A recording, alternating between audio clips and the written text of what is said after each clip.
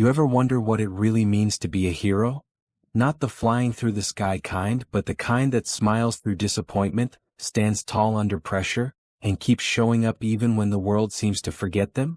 That's what makes the story of George Reeves, the first Superman on TV, so haunting, so unforgettable, and so human. Because here's the thing. George Reeves inspired millions of kids. He made them believe that truth, justice, and courage could actually win. But when he needed a little saving of his own, nobody came. Let's rewind.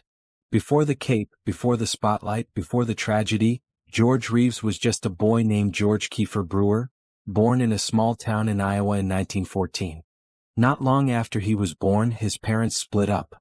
His mother took him on the road, Kentucky, Illinois, eventually landing in California. She remarried, and her new husband, Frank Besselo, adopted George and gave him a new name. But even that didn't last.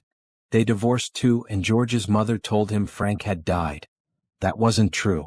Years later, George found out Frank was still alive. Imagine finding out a parent you thought was gone had just been erased. That stuck with him. And it shaped him. Still, George had something special, a gift for performing. He loved music, theater, acting. He sang, he acted in school plays, and he ended up at the Pasadena Playhouse, a major training ground for young actors. There he met Eleanora Needles, who he married in 1940. 10 years later they'd be divorced. But let's talk career. George got his first real break with a tiny role in Gone with the Wind. Nothing flashy, but it got people's attention. He signed a deal with Warner Brothers, changed his name to George Reeves, and kept chasing the dream. He worked steadily but never quite hit it big. Lots of B-movies. He moved to 20th Century Fox. Still not quite there. Then came World War II.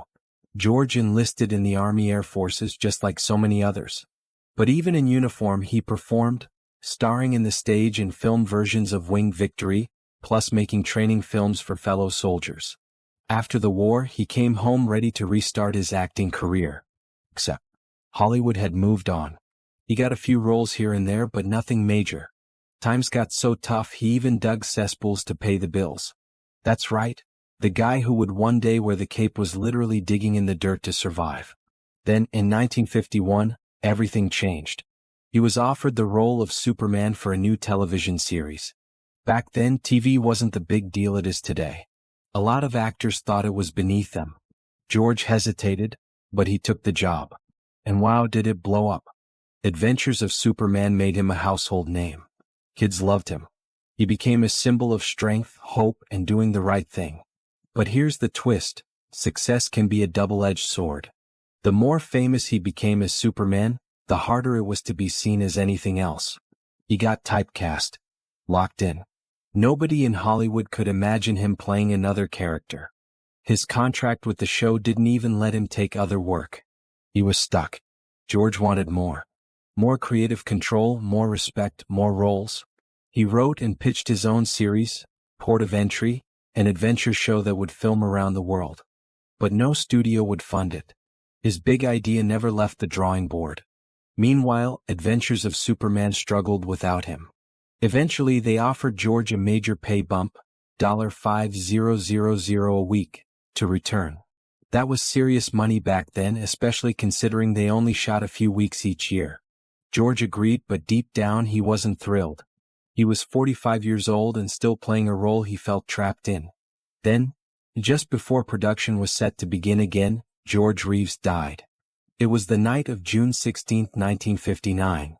Sometime around 1:30 a.m., a gunshot rang out at his home in Benedict Canyon, Los Angeles. George was found upstairs, dead from a single bullet wound to the head. He was only 45. His fiancée, Leonore Lemon, and a few others were downstairs when it happened. Leonore claimed she was in the living room. But friends gave conflicting accounts.